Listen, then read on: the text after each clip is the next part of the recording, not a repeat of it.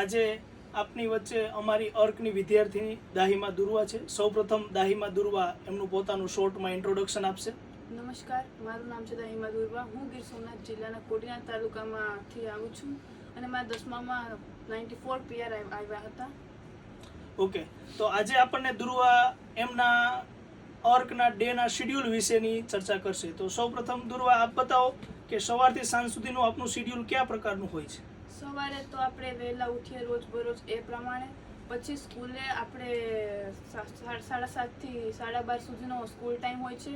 પછી વચ્ચે 12:30 થી 3 સુધીનો બ્રેક મળે છે, જેમાં આપણે આપણું પોતાનું સ્કૂલ ડે ટુ ડે પૂરું કરી શકીએ છીએ. અને પછી 3 થી આપણે ડાઉટ લેક્ચર ગોઠવવામાં આવે છે, રીડિંગ ગોઠવવામાં આવે છે. તેવી રીતના આપણે કોઈ ડાઉટ હોય તો તેને માટે પર્સનલ ટીચર પણ બોલાવવામાં આવે છે. અને પછી 6 થી 8:30 સુધી આપણે બ્રેક મળે છે, જેમાં આપણે કોઈ પણ સ્કૂલ ડેનું કાર્ય કરવું હોય તો કરી શકીએ છીએ અને બ્રેક લઈ શકીએ છીએ. અને ત્યારબાદ 8:30 થી 11 વાગ્યા સુધી પર્સનલ રીડિંગ કરવામાં આવે છે. પછી 11 થી આપણે જ્યાં સુધી વાંચવું હોય ત્યાં સુધી. પછી આપણે પોતાનું જે શેડ્યુલ હોય તે ફોલો કરી શકીએ છીએ. ઓકે, હવે આપની અર્કની અંદર આપની એક્ઝામનું શેડ્યુલ કયા પ્રકારનું હોય છે?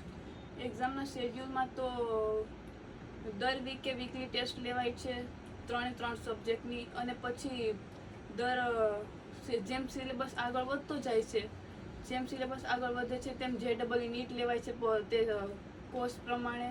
અને તે JEE નીટ આમ હાર્ડ લેવલનું પેપર કાઢવામાં આવે છે. તે માટે સારી પ્રિપેરેશન પણ થાય છે JEE નીટની. ઓકે, થેન્ક યુ, ધન્યવાદ.